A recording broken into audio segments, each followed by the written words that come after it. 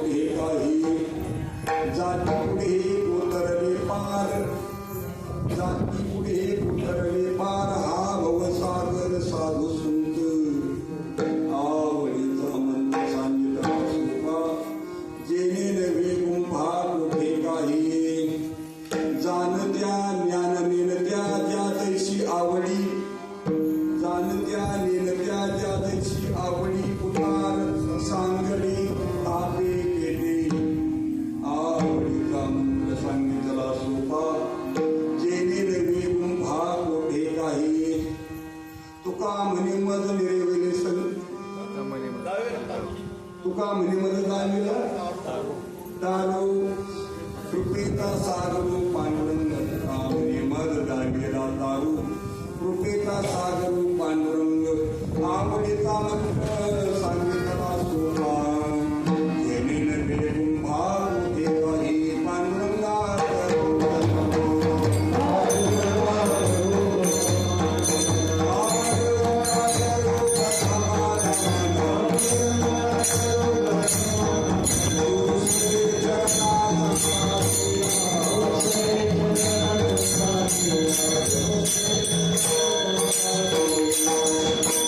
त्यांचे कृपादाने कथेचा विस्तारू, बाबा दे सद्गुरु दासंता, काय माझी वाणी अनेक संताशी, ग्रंथोचिताशी अपुल्याशी पादनाथं गुरुराजन मोक्षानामं ज्ञानदानैकरक्षं, कोटी सत्यमाष्टं तन्नमां वेदवेदान्तविक्रम महायुगपीठिकरे युगरत्नं, वरं पुण्डलिकाय दातुं गन्धि समागततिष्ठन्तमानन्दकन्दं परब्रह्मलिङ्गं भजे पाण्डुरङ्गम्, ॐ ब्रह्मानन्दं परमसुखदं केवलं ज्ञानमूर्ति, त्वन्वातीतं गगनसदृशं तत्त्वमस्यादिलक्ष्यम्, एकं नित्यनिर्मलमखिलं सर्वादिशाक्षिभूतं, भावातीतं विघ्नरहितं सद्गुरु तन्नमामि, सद्गुरु तन्नमामि, गुरुर्ब्रह्मा गुरुर्विष्णु गुरुर्देवो महेश्वरः, गुरु साक्षात् परब्रह्म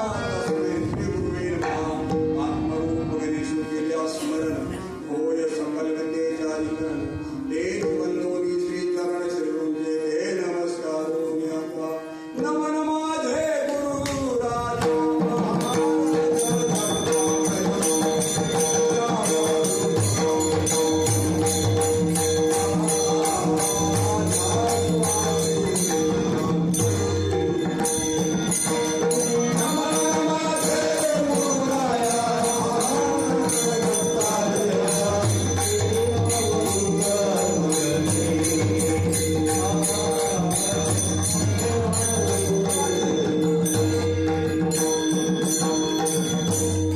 नमो ज्ञानेश्वरा, नमो ज्ञानेश्वरा, निवृत्ती पुदारा सोपान देवा, मुक्ताबाई नमो त्रिभुवन पावनी, अद्यत्र जननी माझी जगदोद्धारा लागी देला अवतार, मिरविला बडेवार सिद्धाईचा, निळाशर नांगर म्हणले आपला, मिरविला संती देऊनी हाती, कैलास राणा शिवचंद्र मोनी, हरेंद्रनाथा मुकुटी धारी, कारुण्य सिंधू भवदुद्धारी, उदगिन शंभो मदपूर्णधारी, गोरक्षयारी दर्जर परश्यानंदकानी मच्छिंद्राद्या, चौरंग रेवा नर्तनी सौज्ञा ओम्या बहुनम्ना सिद्धारूपी,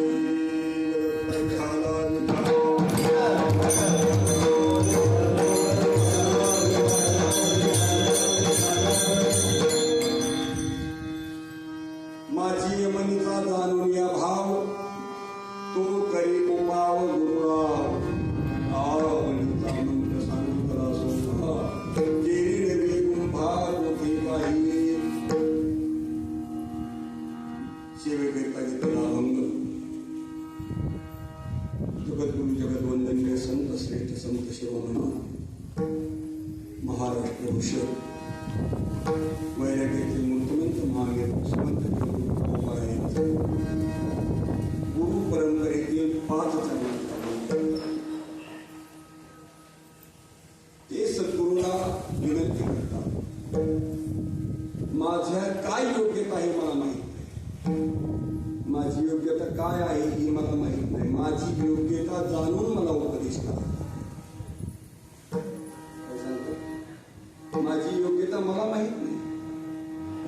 काय योग्यता आहे त्या योग्यतेप्रमाणे मला तुम्ही मार्ग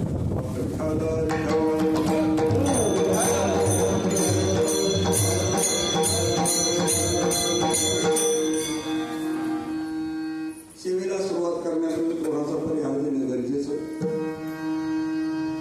या असणारा श्रावण महिन्यामध्ये प्रत्येक सोमवारी असतो ते सोमवारी चिंतन.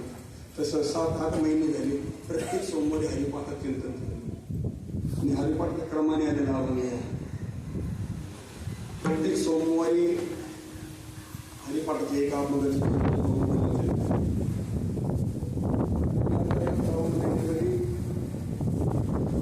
चार सोमवार कीर्तनाचं प्रयोजन असते. त्या निमित्ताने असणार 5 सोमवारी आज तर असणार या आजच्याला आपल्या वाट्याला जो आलेला सेवेसाठी अभंग आहे गोपाळा यांचा आहे आणि तोही गुरु परंपरेमधला आहे.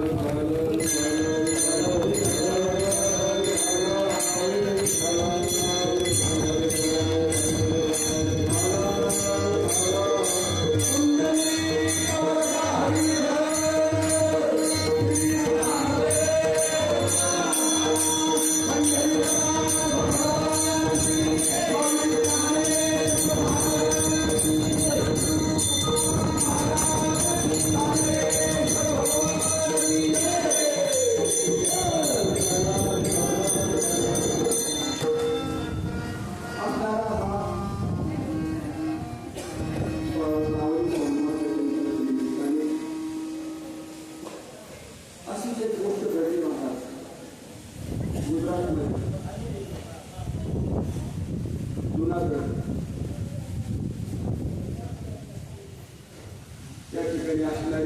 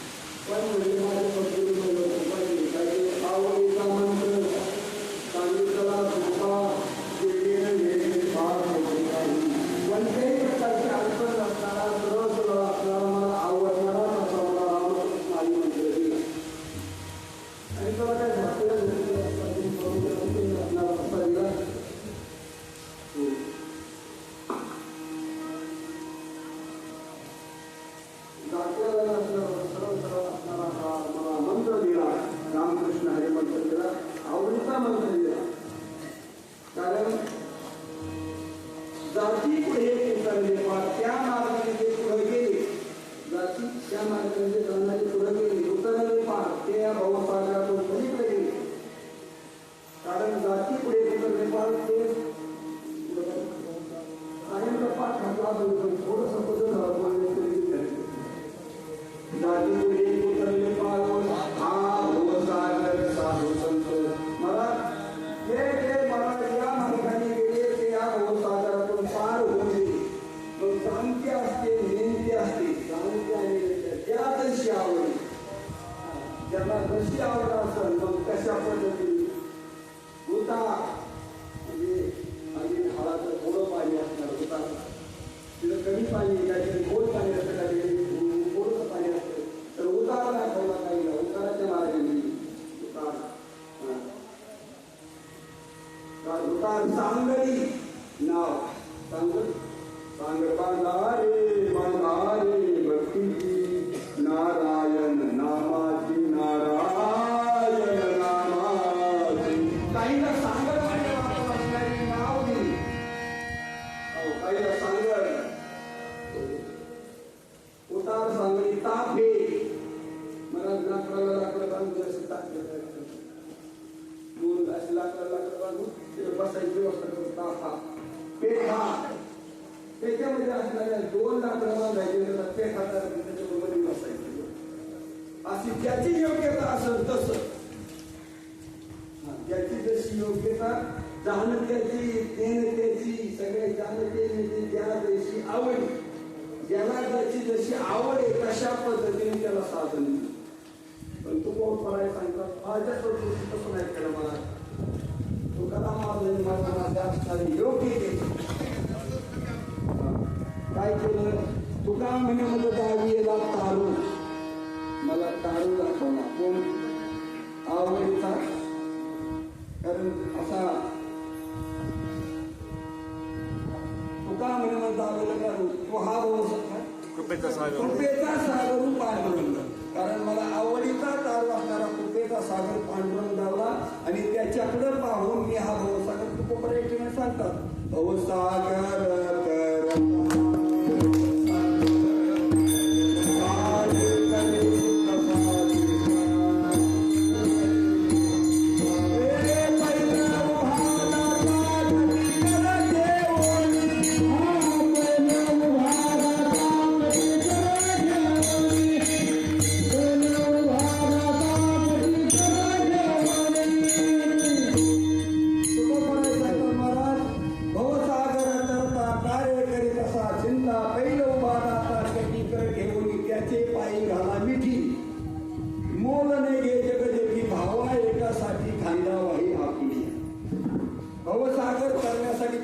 सांगतात की मला सोपं साधन दिलं तुका म्हणे दावीला तारू कृपेचा सागर पांडुरंग कारण असं असणार साधन मला दिलं आणि आवडीचा मंत्र दिला म्हणून माझ्या संस्कृतीने माझ्यावर अशी कृपाची सांगतात मंडळी या असणाऱ्या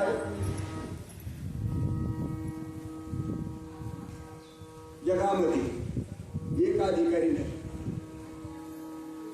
अनेक प्रकारचे अधिकारी आहेत कोणी कर्माचे अधिकारी आहेत कोणी उपासनेचे अधिकारी आहेत कोणी ज्ञानाचे अधिकारी आहेत कोणी योगाचे अधिकारी आहेत कोणी जपाचे अधिकारी आहेत कोणी तपाचे अधिकारी आहेत सगळ्याला एक साधन नाही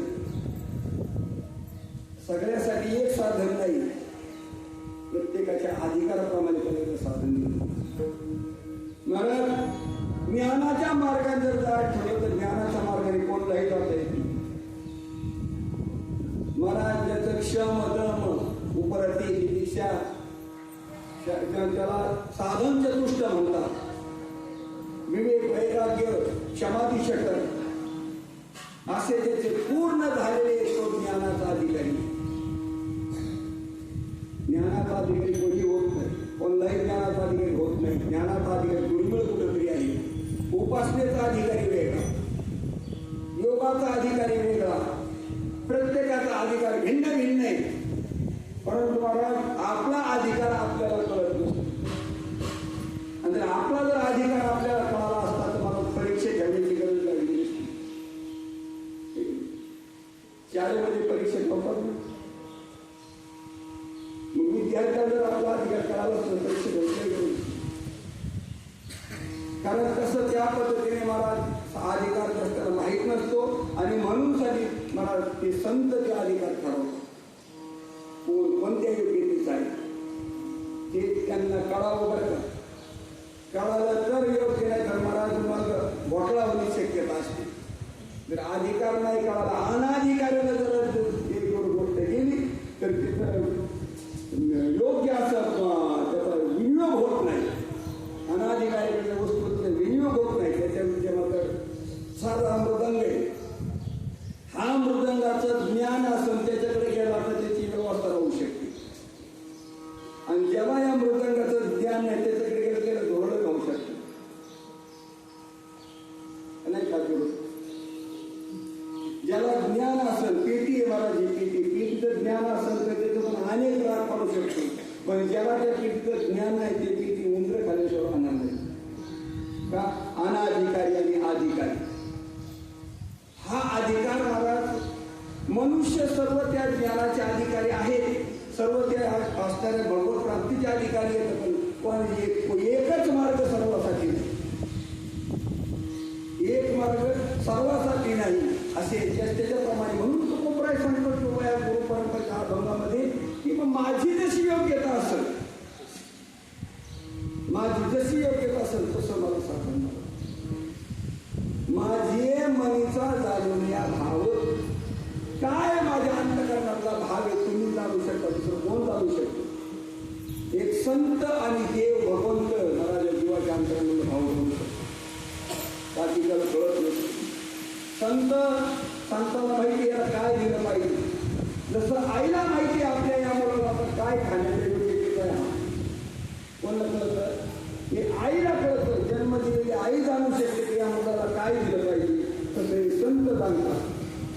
तो कोपराय सांगतात मला पोटी भारवा हे त्याची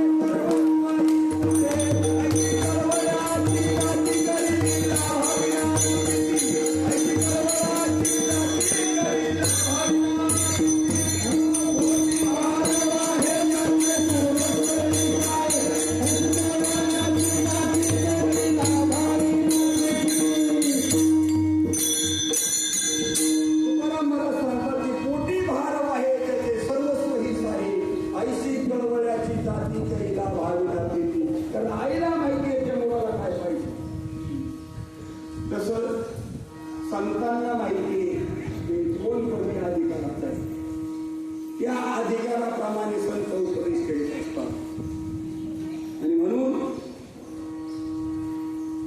तुकोबराय सांगतात अभंगाच्या प्रथम चरणामध्ये माझे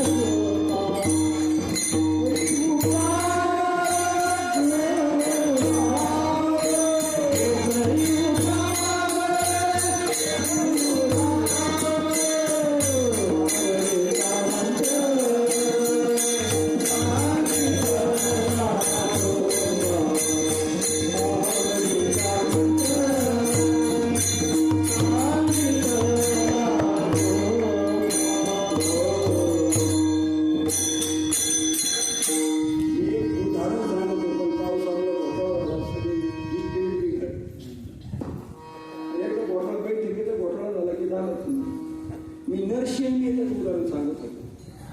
गुजरातमध्ये जुनागडमध्ये नरशिंग महाराज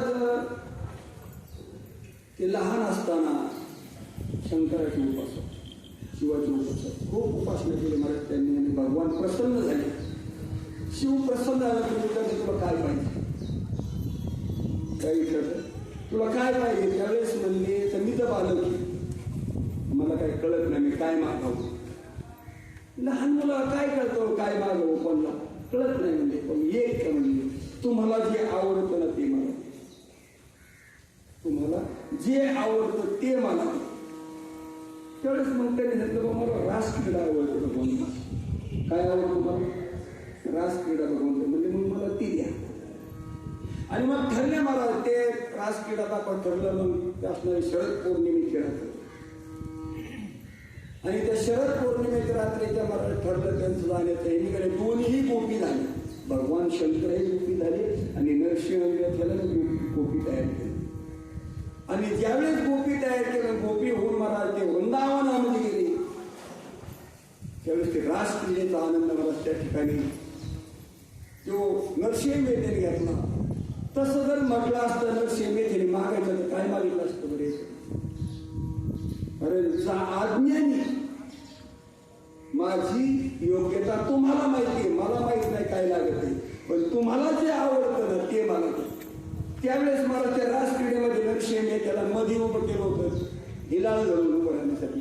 पहिले असे टेंबे राहायचे, टेंबेपेक्षा आता ज्या पोत म्हणतो ना, पोत असे पोत राहायचे, तेलात भिजवायचे आणि ते पेटवायचे मग रात्रीच्या प्रकाशात. आणि असणार त्या नरसिंह मेहतेला असं म्हणायचं मध्ये पोत घेऊन उभं केलं आणि सर्वकडे रासक्रीडा चाललेली.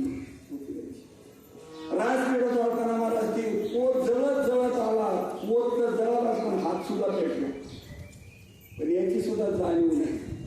हे रासक्रीडेचे एक असं विशेष, कारण हे आवडणाऱ्या भगवान शंकरला रासक्रीडा आवडते. मला हे सांगायचे की माझी योग्यता काय आहे, मला माझ्या हिताची कोणती गोष्ट आहे ही मला माहित नाही, हे तुम्ही जाणू शकता. म्हणून साठी तो कोपराय सांगतो, माझी मनीचा जाणून या भाव, माझा काय अधिकार आहे हे तुम्ही जाणता, आणि त्या पद्धतीने मला तुम्ही माझा उपदेश करा.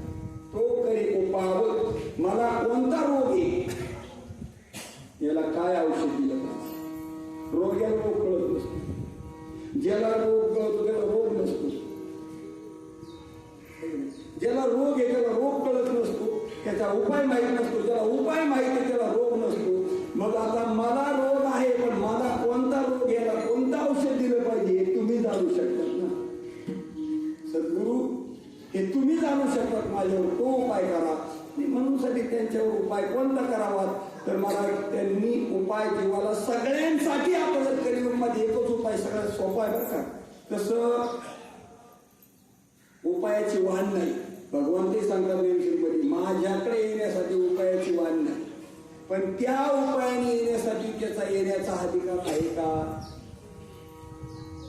पण सगळ्यांना जमायसारखं एकच साधन आहे, आणि ते म्हणजे नाम साधन. कोणतं? नाम साधन. तुकोपराय सांगतात ते, यारे यारे लहान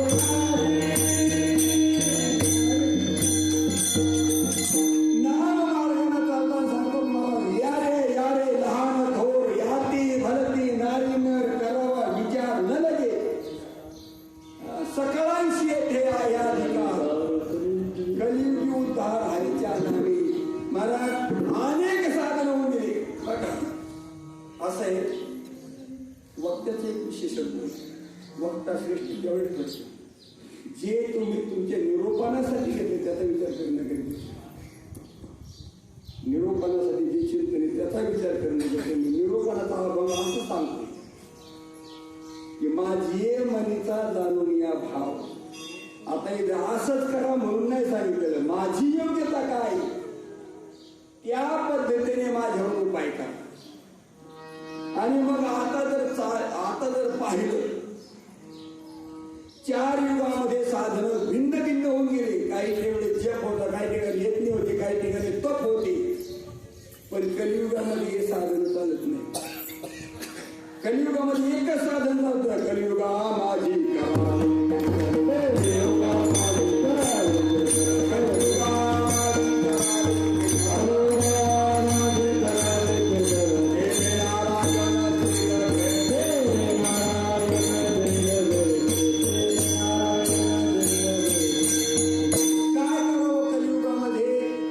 कलियुगामध्ये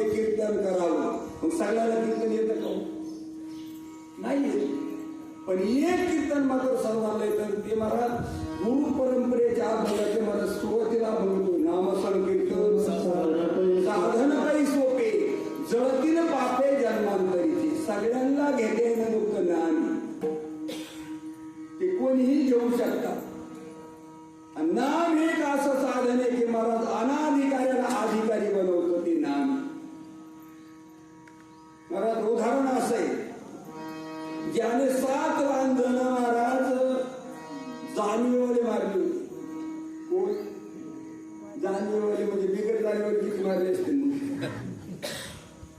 3 असणाऱ्या आश्रमाला जाणवे. कोणते कोणते 3 आश्रम कोणते कोणते?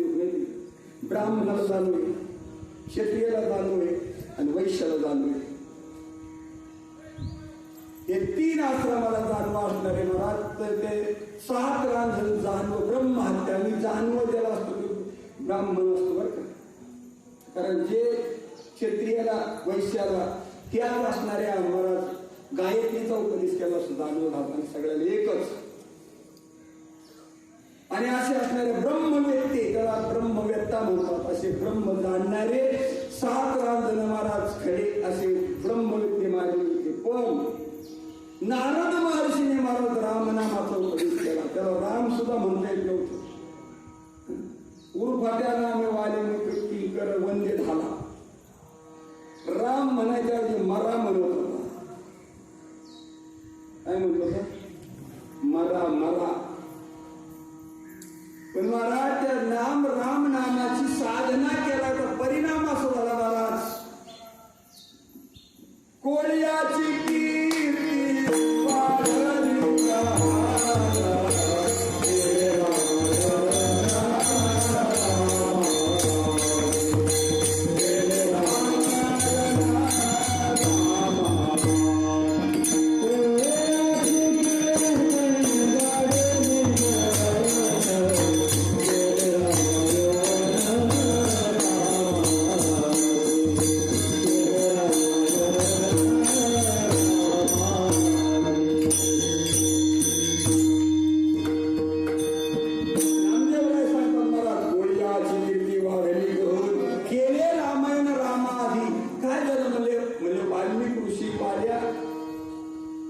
चिंतनाला बसले. आणि नारद नरसिंह बसवला. नारद महर्षी चिंतनाला बसवला. त्याचा परिणाम मला वारुळ झालं. वारुळ वारुळ हो वारुळ होणं म्हणजे काय? कठीण जमीन आणि भुसभुशीत जमीन. बाकीची जमीन कठीण आहे पण वारुळ कठीण नसतं. पोकळ असतं वारुळ सगळं. पोकळात कसं असतं? पोकळ मोकळं झालेलं असतं सगळं मोकळात. महाराज जोपर्यंत अंतःकरणातून जीव मोकळा होत नाही तोपर्यंत देव मिळत नसतो. असे समजून घ्यावे. जोपर्यंत अंतःकरणामध्ये विकल्पाच्या गाठी येतं, विकल्पाचा कठीणपणा आहे, अहंकाराचा कठीणपणा आहे, कामाचा कठीणपणा आहे, क्रोधाचा असणारा कठीणपणा आहे, तोपर्यंत देव नाही भेटणार. त्याच्यासाठी मला या देहाचं वारुळच व्हायला पाहिजे. अंतःकरणाचं वारुळ व्हायला पाहिजे. आणि ज्यावेळेस अंतःकरणाचं वारुळ मोकळा झाला की मला त्याला देव भेटत असतो. आणि ते फक्त राम नाम. मला अनाधिकाऱ्याला अधिकारी बनवायचं काम नाम करीत असतं. काय करत महाराज? असं असणारा अजून एक उदाहरण आहे महाराज. आजामेळाचं उदाहरण आहे. आजामेळा पाप राशी म्हटलंय त्याला. पापाच्या राशी किती पोती असते? राशी पोती किती असते? खंडीमध्ये किती पोते असते? 20. मनामध्ये किती असते माप? तसं राशी किती पोते असते? खंडीचं माहिती 20 पोतीची खंडी. पण राशीत किती खांडी असतात? ज्याचे गणित नाही त्याचं नाव आहे रास. त्याच्यात काही किती 100 खांडे असू शकतात, 1000 खांडे असू शकतात, त्याचं नाव आहे रास.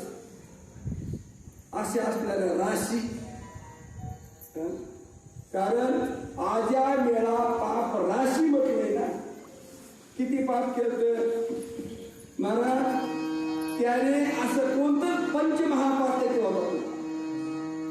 काय होतं? पंचमहापातक होतं. आपण फक्त मला नारायणाच्या नामाने, पोराचं नाव नारायण ठेवलं महाराज, तेवढ्या नामाने महाराज आजा मेळा पाप राशी नामे नेला वैकुंठाशी. नाम इतकं पाहुणे महाराज.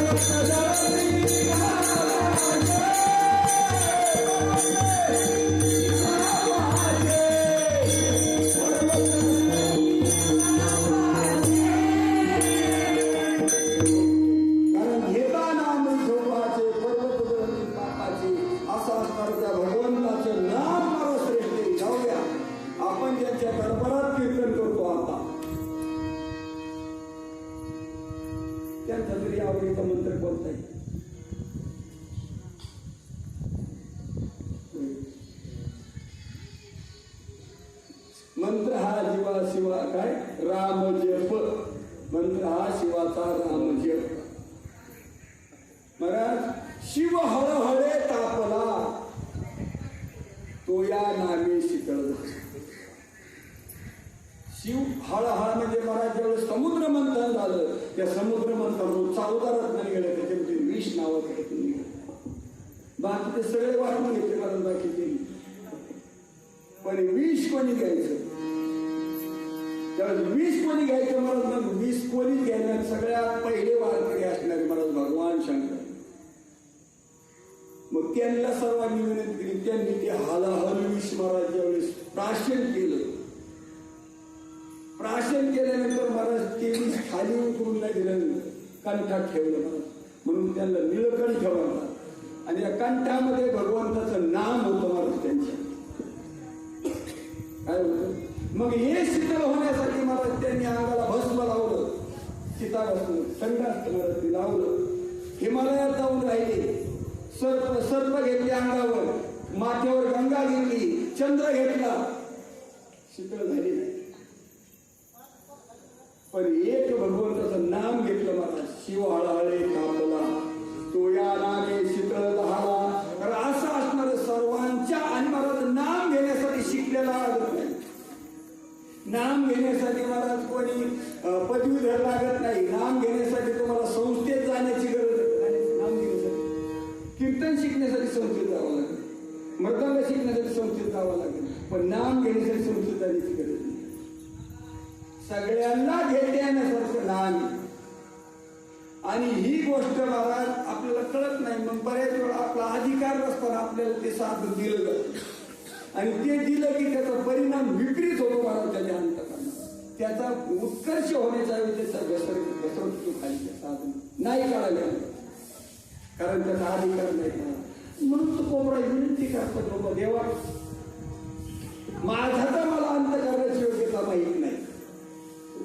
संतांना गुरुराजांनी कसं माझ्या मला अंत करण्याची योग्यता माहीत नाही. माझे मनीचा जाणून या भाव माझ्या अंत करण्याची योग्यता भाव म्हणजे योग्यता काय आहे तुम्ही जाणा तसाच माझ्यावर उपाय करा. मग सद्गुरूंनी त्यासाठी उपाय केला. ते सांगतात मला तो इतका उपाय सोयीस्कर झाला जे मी पहिलंच करीत होतो तेच मला सद्गुरू दिला. दुसरे त्यांना सांगतात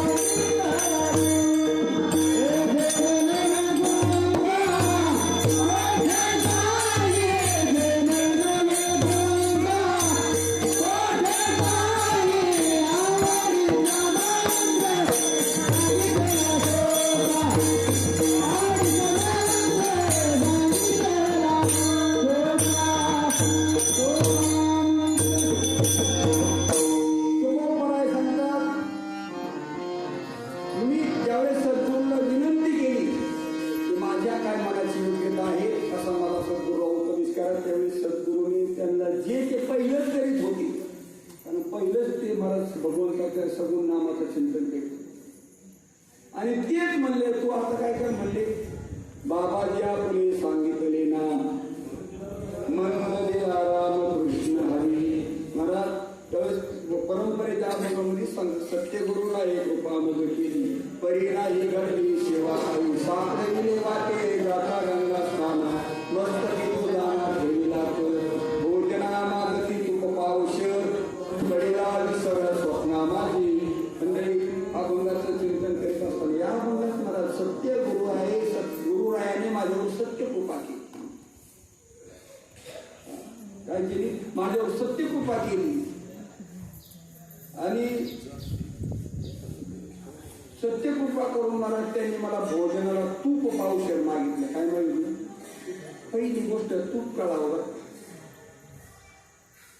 आणि ते पावसाळच का मागितली कारण तूप म्हणजे सर्वात असं आहे गाईच्या चाऱ्यातून दुधाची नेहमी गाईने खाल्लं ते दुधापासून दही तयार होतं दह्यापासून मला लोणी निघतं आणि लोणी काढवल्यानंतर जे शिल्लक राहते तूप असतं ही शेवटची क्रिया आहे आता तूप परत जर कमी होतं काही निघत किंवा तुपाला जर मंथन केलं तर काही निघत एरवी अमृत मंथनासारखी म्हणजे वैना जसं आता ते शुद्ध असणारं तूप म्हणजेच आपलं अंतःकरण असं शुद्ध अंतःकरण असणार मग त्या 4 भागामध्ये अंतःकरणाची विभागणी किती भागामध्ये बरोबर आहे मन बुद्धी चित्त आणि अहंकार तर याच्यामधला एकच भाग मला दे मग 1 किलोतला 1/4 भाग किती झालं पावशे झाला 1 किलोचा 1/4 भाग मग मला तुम्ही मन द्या भगवान यांची तो म्हणेची करी माझे भद्रे प्रेम धरी सर्वत्र नमस्कारी मध्ये भगवंत म्हणजे मन दे नाही जमलं बुद्धी दे बुद्धिनिश्चय आत्मज्ञान ब्रह्मरूप भावापनापन ब्रह्मनिष्ठा राखे पूर्ण तत्परायण होईशी नाही मन देत मला बुद्धी दे काय दे बुद्धी दे मला नाही बुद्धी दे चित्त मी आची झाले जीव मरो विसरले बोधाची या बोली चित्त मला समर्पण कर नाही चित्त अहंकार मला दे अहंकार धरी सोहंपन तरी चित्ती प्रगटे चैतन्य घन हे मन ही होय मन बुद्धीचा निश्चय परब्रह्मी कोणतं बी चौघातून एक दे तुझ्याकडे 4 वस्तू देण्यासाठी पावशेर एक दे पावशेर एक दे मन दे चालल नाही मन दे चालल बुद्धी दे चालल नाही चित्त दे अहम देऊन टाकणार पण एक वस्तू मला दे परिणाम काय होईल याचा मला तुझा स्वप्न संपून जाईल पडिला विसर स्वप्ना माझी आता त्याचा बरेच अर्थ सांगतात म्हणलं काय झालं म्हणजे मला बाबाजीने म्हणजे तूप मागितलं मला स्वप्न पडलं स्वप्नात विसरून गेलं तसं नाही पहिली गोष्ट स्वप्नच कळावं हे दिसतंय जगतच स्वप्न आहे हे जगत आहे ना आहे का ओवी माहिती ओवी नाही शकत त्याला अविद्यामायेचे निदान विश्व स्वप्नाचा धंदा भोगीत होता प्रबुद्ध अनादि तो महावाक्याचे निनावे गुरुकृपेचे निधावे माताच ठेवीला नव्हे थापटीला जायचा अविद्येच्या निद्रामध्ये जगत हे स्वप्न आहे या स्वप्नामध्ये महाराज आपण या गोष्टीला विसरलो काय विसरलो आम्ही देवाला वचन दिलं एक वेळ तरी या दुःखा वेगळे दुरिताचे दाळे उभवणी 8वी पाय हा माझा नवस रात्री आणि दिवस पांडुरंगा किती जण घेण्यात येईल आपण देवाला असं वचन दिले मी तुझा आता भजन करीन मला फक्त या खालीतून बाहेर का कोणत्या खालीतून काय सांगू गीतिया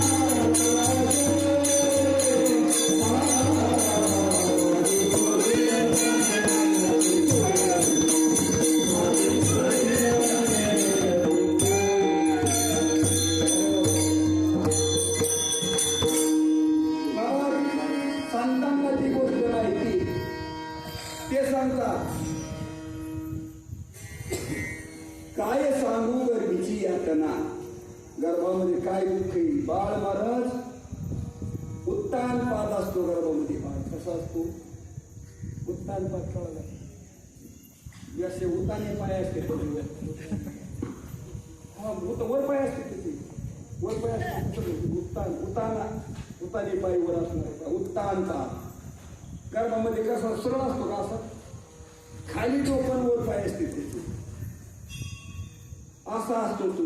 आणि त्यावेळेस मग आता लय समाधान असेल का? बरं जाताना ज्यावेळेस त्याची गर्भात स्थापना होती ना, जेवढी त्याची आकृती तेवढी जागा असते. त्याची आकृती बाजरीच्या दाण्यावानी असेल किंवा राळ्यावानी असेल, ती लहान आकृती तेवढी जागा असते गर्भशयामध्ये जरा राहण्याची. त्या गर्भामध्ये मग त्याची तिथं नेमणूक होती. आणि मग तिथं महाराज ईश्वरून नाही, मग काय तिथं तर महाराज गर्भवासामध्ये महाराज असताना विष्टा मित्र लेप चहूकडे, विष्टेचा मूत्राचा लेप असतो.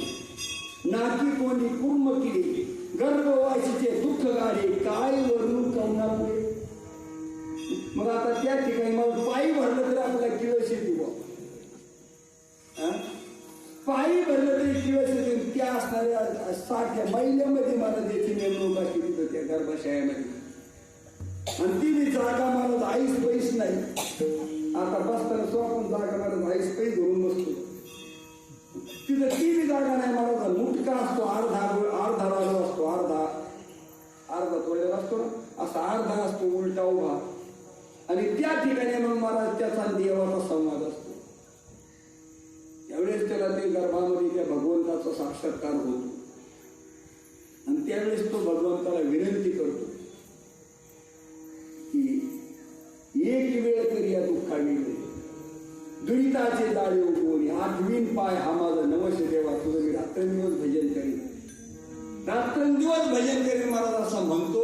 पण धर्मी वायू लागता स्मरण विसरे तत्वता, ओळखू लागे माता पिता, कोहम कोहम कोहम रडत असे. मी कधी म्हणलो तुझं भजन करीन, कधी म्हणलो भजन करीन, मला विसरून जातो त्यावेळेस तू. आणि असा असणारा हा विसरणारा जीव, या संसाराकडे पाहून असणारा सत्य. कारण हे सगळं कसं वाटतं मला तुझं देहासकट सर्व, देहासकट सर्व कसं वाटतं आपल्याला?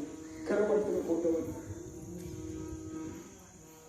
देहासकट दिसणार आहे सर्व खरं वाटतं का नाही? पण हे खरं आहे का? नाही, संत म्हणतात हे खरं नाही. जे जे देखणे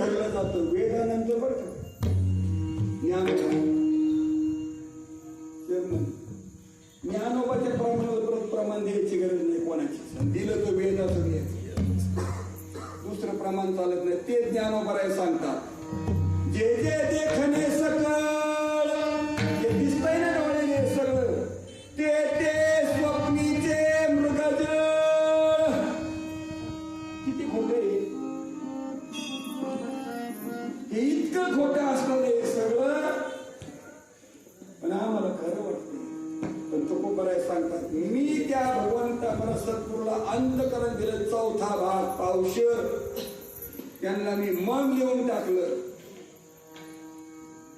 त्यांना मी काय चित्त दिलं, बुद्धी दिली, एक भाग दिला महाराज. त्याने माझा स्वप्नाचा विसर पडून गेला मला. जगत स्वप्न आहे ना त्याचा विसर पडला. हे जन नव्हे, सहज जन नव्हे अवघा जनार्दन महाराज. सहज पाहिलं ते सगळं मला परमात्मा आठलाय मला. सहज मी अंधाळा गा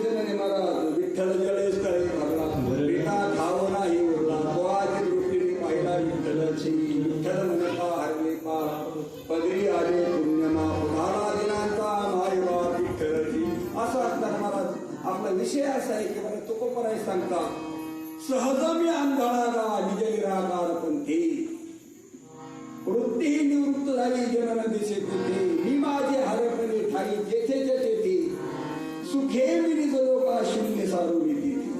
काय झालं म्हणले मी आता जगत दिसून आंधळा झालो म्हणजे आपण सहज मी आंधळा आता काय झालो म्हणजे आंधळा डोळे गेले नाही माझे.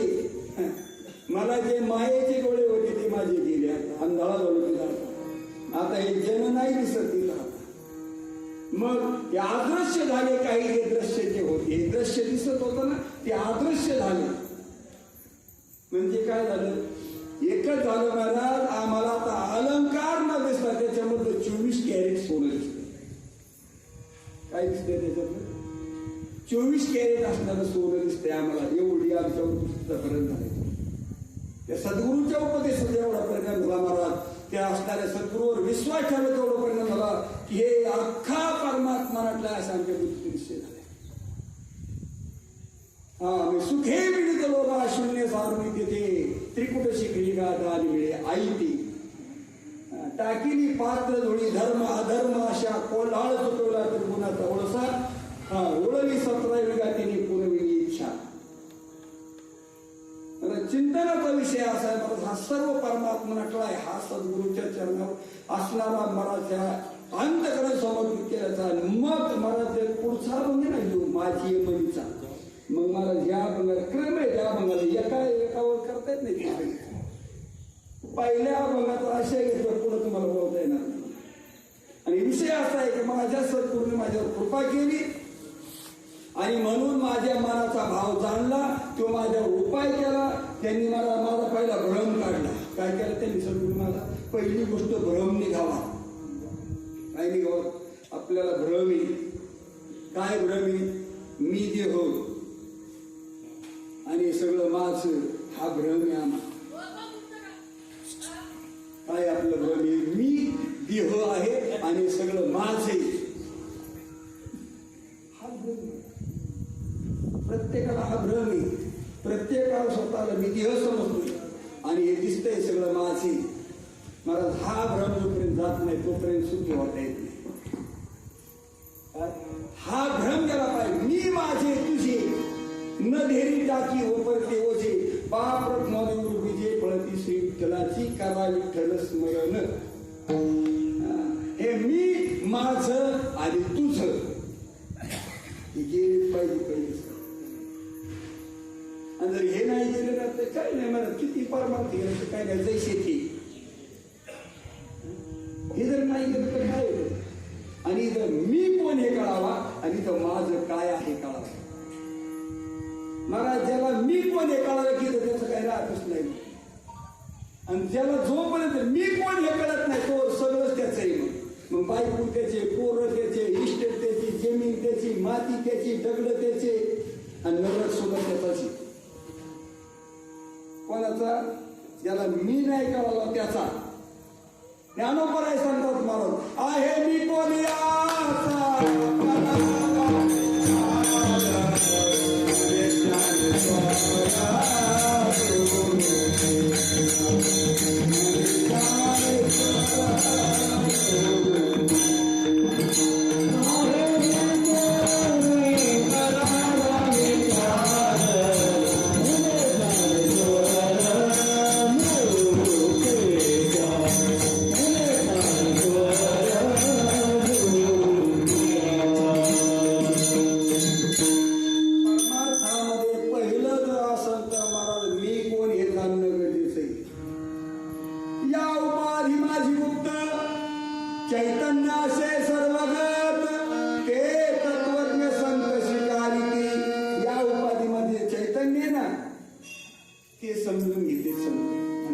तिरस्कार करतात.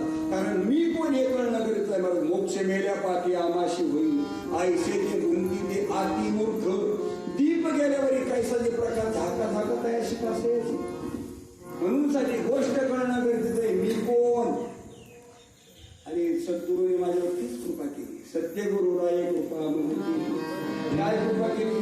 कारण गुरु या शब्दाचा अर्थ आहे गु म्हणजे अंधकार, गु म्हणजे प्रकाश. अंधकारातून प्रकाशाकडून येणारा तत्व म्हणजे सद्गुरू. सद्गुरू म्हणजे हे व्यक्ती नाही, ते सद्गुरू एक पद आहे. जे पद प्राप्त परत ते दोन कोणी काढू शकत नाही असं जे पद आहे ते सद्गुरूचं पद. आणि या जगात परत फक्त तेच असं शाश्वत आहे. आणि ते सांगताना महाराज माझ्यावर कृपा केली. म्हणून त्यांनी महाराज माझ्यावर माझे मनीचा जाणून या भाऊ तो काही पाहू. महाराज मग मला आवडीचा मंत्र सांगितला.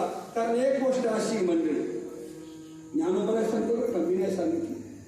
जप तप कर्म क्रिया नियम धर्म सर्वागती राम न सोडी हा भाव टाकीने संदेह आणि रामकृष्ण का हो. आता याच्यामध्ये परमार्थाची पूर्ण रूपरेष सांगितली ज्ञानोबाने. तुम्ही जप करा, तप करा, क्रिया करा, कर्म करा, धर्म करा, नाहीतर नियम करा. 6 साधन सांगितले. पण या 6 साधनाचं एकच काम आहे सर्वागती राम भाव शुद्ध. बरं का परमार्थाचं शिव आम्ही असं काय भाव तयार व्हावा तर हा सर्व राम नटलाय. सर्वांग घाटा म्हणजे राम नटलाय, रामच नटलाय. मला दुसरं कुठलं नाही का. असा भाव व्हावा आणि असा भाव सोडू नये. असा भाव सोडू नये. आणि मग काय करावं. रामकृष्ण भाऊ नित्य भोळी. काय करावं. का बरं रामकृष्ण नित्य भोळावा. माऊली सांगतात रामकृष्ण नामे सर्व दोषा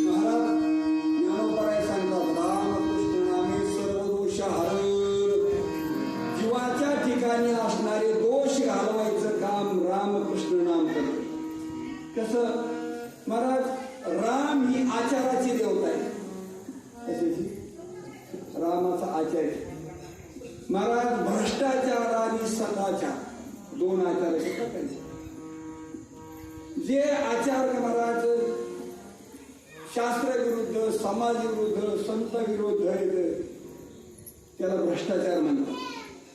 आणि जे शास्त्राला मान्य आहे, संतांना मान्य आहे, समाजाला मान्य आहे, कोणत्या समाजाला कोणत्याही नाही, जे सदाचारी समाज आहे त्यांना जे मान्य आहे त्याला शिष्टाचार म्हणतात किंवा श्रेष्ठाचार म्हणतात. मग असे असणारे श्रेष्ठ आचार्य त्यांना जे मान्य ते, कारण रामकृष्ण नामे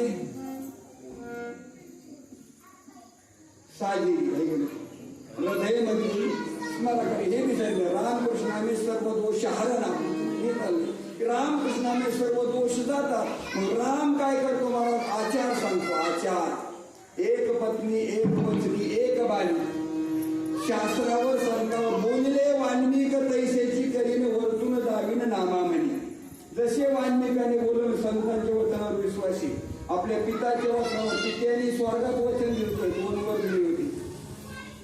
पण खाली मात्र झाल्यावर रामाने त्याची पूर्णता केली. संतांना पित्याच्या वचनावर विश्वास, साधूंच्या वचनावर विश्वास असे असणारे राम आचाराचे देवता आहे.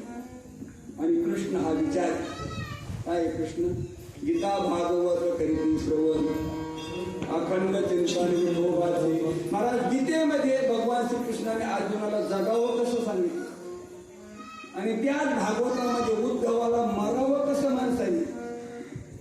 हे दोन गोष्टी सांगितले महाराज. म्हणून जीवनामध्ये मला गीता भागवत म्हणजे कृष्ण भगवान हा ग्रंथ नव्हे मला भगवान श्रीकृष्णाची मूर्ती आहे. भागवत हा ग्रंथ नाही तर भगवान श्रीकृष्णाची मूर्ती आहे. आणि असे असणारे मला जे जीवाचा मला दोष घालवणार करायचा असेल तर हरीची जड जीवाचा आरण हरी असा असणारा मंत्र मला आवडीचा मंत्र दिला त्यांनी आणि सोपा दिला. आवडीचा मंत्र सांगितला सोपा जेणे नव्हे गुंफा. मला बरेच असं वाटतं राम म्हणजे ब्रह्म आणि कृष्ण म्हणजे ब्रह्म. कारण असं चिंतन आहे पूर्णोत्तम आणि कारण अंश अंशांशकाला आवेश पूर्ण आणि पूर्णोत्तम असे अवताराचे प्रयोजन येते. काही अंश अवतार येते अंशांश अवतार येते कला अवतारे काही आवेश अवतारे आणि पूर्ण आणि पूर्णोत्तम असे 6 असणारे अवतार म्हणजे प्रकार येतात. त्याच्यामध्ये पूर्ण राम आहे आणि पूर्णोत्तम भगवान श्रीकृष्ण आहे. आणि हे असणारे पूर्ण असणारा म्हणजे पिढ्याची अंगठी आणि डाग दिलेले अलंकार त्याच्या फरकाचा पिढ्याची अंगठी आणि डाग दिलेले अलंकार. डाग दिलेले अलंकार घटी ते दुय्यम दर्जामध्ये सोनं करत होते आणि जे पिढ्याचं प्युअर 24 कॅरेटचं ते मला ते 1 नंबरला आहे. तसं मला रामकृष्ण हे शुद्ध सोने रामकृष्ण शुद्ध सोने. बाकीचे डाग लागलेले ते डाग त्याला डाग लागले डाग लागला की त्याला कमीपणा येत असतो. मग कोणाला सत्वगुण मायेचा डाग लागलेला आहे काहींना अविद्येचा डाग लागला जीवाला लागला की अविद्येचा डाग लागलाय आणि ज्या बाकीच्या विश्वाला लागलाय तो सत्वगुण मायेचा डाग लागलाय. पण हा मात्र शुद्ध ब्रह्म आहे रामकृष्ण काय.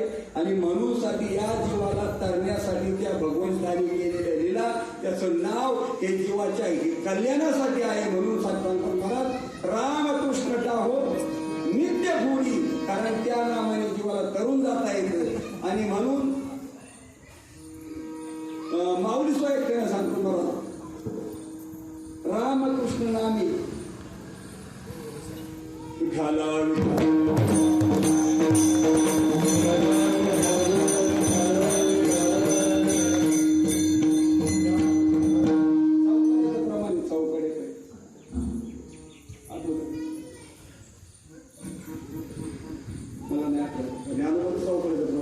रामकृष्ण नामावरच कारण रामकृष्ण नाम त्याला घेतलं त्याला मला भाऊसागर करण्याची ते काही हात असेल असं येते असू द्या शिक्षक असू द्या ज्ञानपणे सांगतो कोपडे सांगतो आवडीचा मंत्र सांगितलेला सोपा जेणे वेगून पाहतो ते काही अजून जाती पुढे उतरली पार मला ज्या या रस्त्याने जे गेले जाती पुढे जे या रस्त्याने पुढे जाणारे तर ते पार उतरून गेले हा भवसागर करून गेले. हा भंगाच्या 3ऱ्या चरणात सांगतो जाती पुढे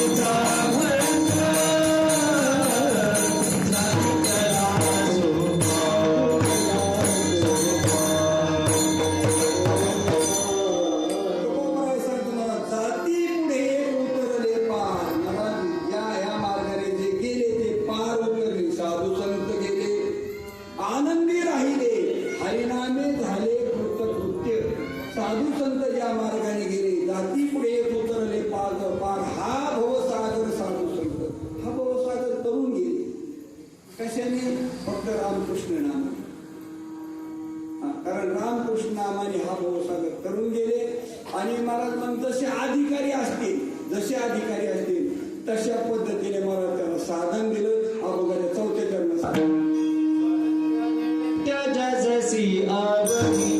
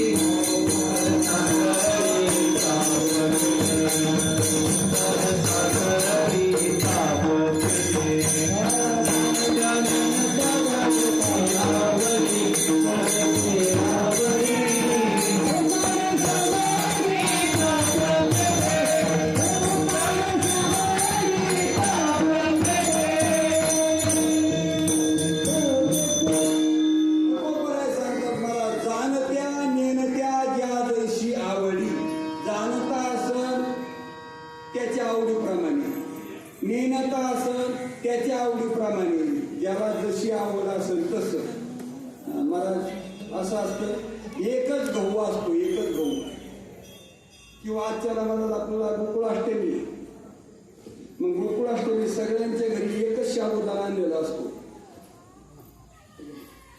पण कोणाला गोड खिचडी लागते, कोणाला तिखट खिचडी लागते, कोणाला नुसती खीर लागते. म्हणजे साबुदाण्याची खीर बनव, साबुदाणा एकच आहेत मला, पण आवडीप्रमाणे बनवलेला. काहीला तिखट खाणारे गेले, काहीला वडे लागते, काहीला डोळे लागते. खरंच वडे खाकड्याची डोळे नसते म्हणजे चांगलं. म्हणजे आवडी, मला सांगा साबुदाणा एकच आहे, पण आवडीप्रमाणे. परमार्थ मला एक सांगता, आवडीची गोष्ट माणूस आवडीने करते.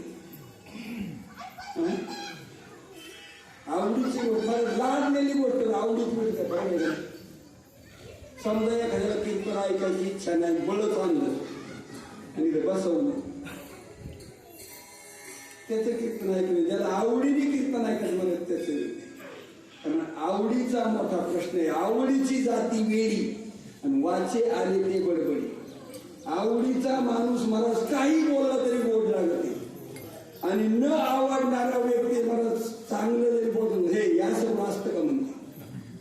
कारण आवडी म्हणून महाराज ज्या जैशी आवडी, ज्याला जशी आवडी ना महाराज, मग उतार सांगडी तापे पेटे महाराज.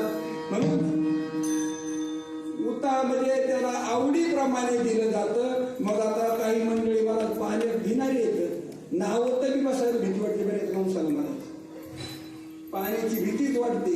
मग ते काय करतात म्हणले, आपलं जिथं कमी पाण्यास 2 किलोमीटर जास्त चालू म्हणते, 5 किलोमीटर एक दिवसाचा प्रवास वाढला तरी चालत. परिक्रमात असलं ना की मग नर्मदा परिक्रमा, तिथं कधी समुद्राला भरती येत असते आणि तो 25 ते 30 किलोमीटर समुद्र अलीकडे येत असतो. त्यावेळेस मग त्यात असते, त्यावेळेस मला ते पाणी पाहिलं ना की पोटात असं उचपाळा पडली. समुद्रात नावामध्ये गेले ना, ती नाव अशी झटकी आणते, पण तोंड म्हणजे पाण्याचं उलाट आणि आती काय असं वाटतं. त्यावेळेस मला असं वाटतंय नाही आलं असतं बरं झालं असतं.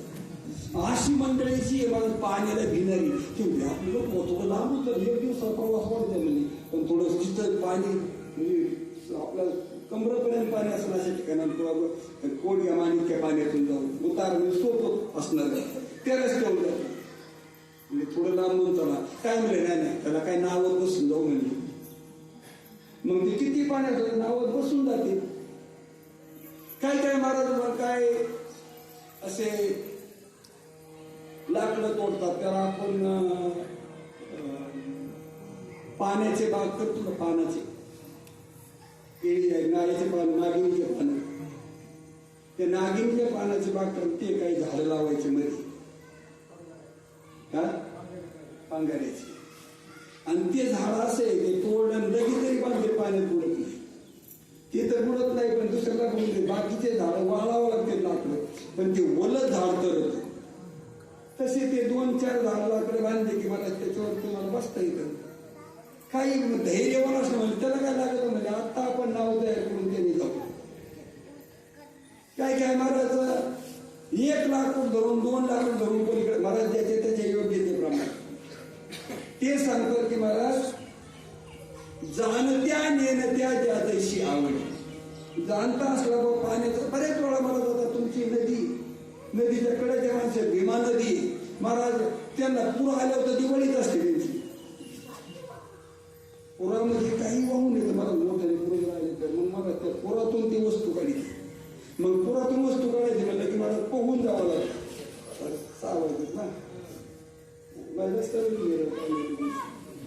तर पुरेकडे वस्तू काढायची महाराज. पूर आला की महाराज काही पोरं सावधच असतात महाराज. गंज आली ती ओढून काढतील बाहेर. लाकडं येऊ द्या गंज येऊ द्या काही येऊ द्या ते ओढून काढतील.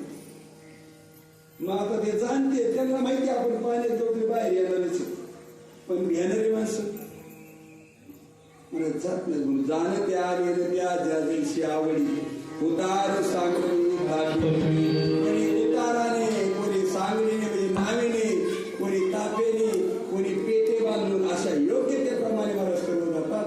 पण तुकोबाराय सांगतात माझ्या सद्गुरू मात्र माझं खूप मोठी कृपा केली. काय केली म्हणली तुका म्हणे मग दावियला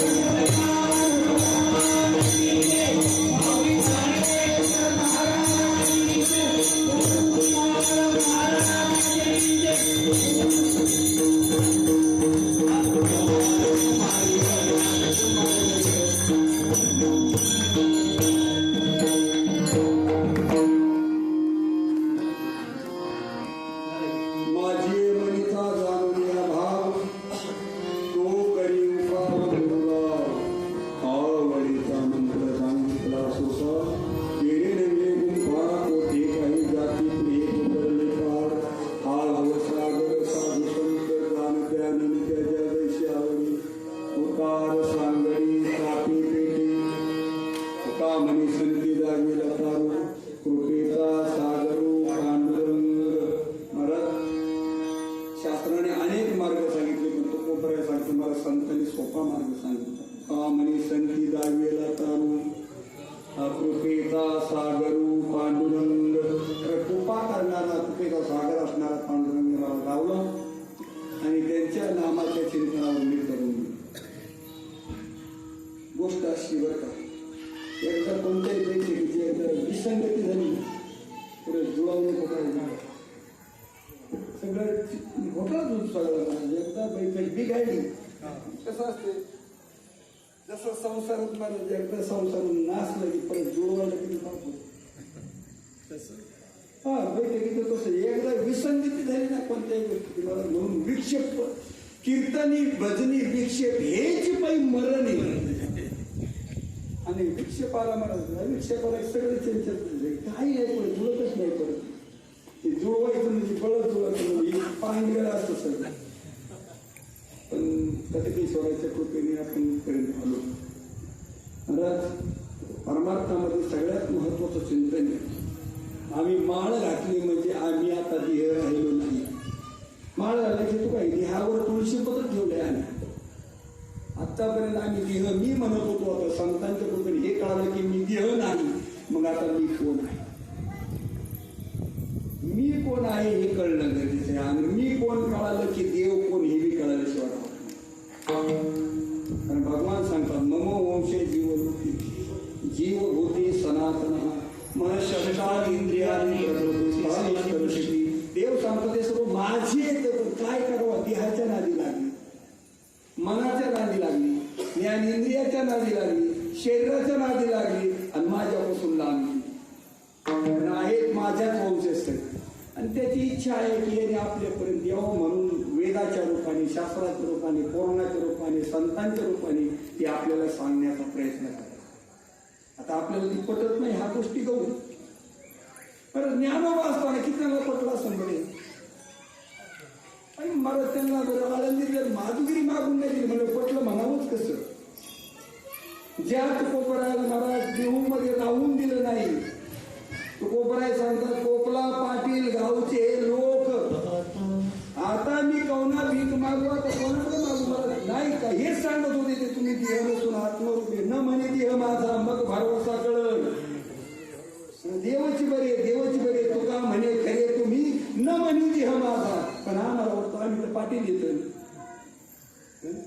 आम्ही आमचे परत देह कोणी येतो आणि ही गोष्ट गेल्याशिवाय देव मिळत.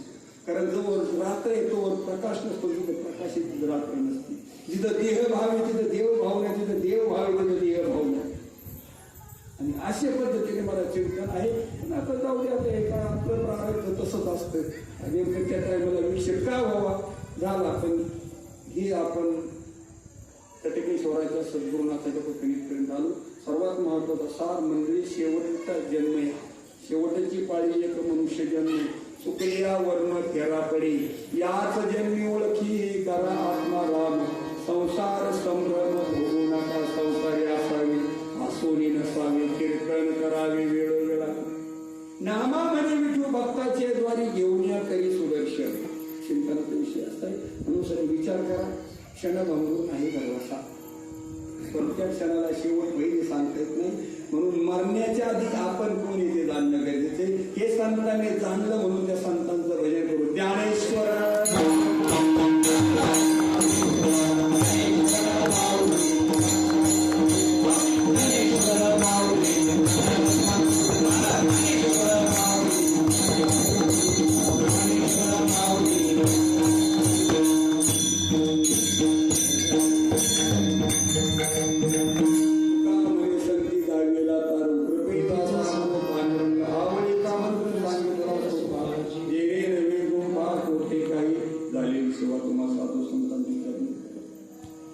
कटकेश्वर भगवान दत्ताचार्य सद्गुरु आनंदाश्रम स्वामी महाराज कैवल्याश्रम स्वामी महाराज हृदय सद्गुरु श्रीपदावर अनुजवा पांडुरंगराया महात्म्य त्यांनी समर्पित करू.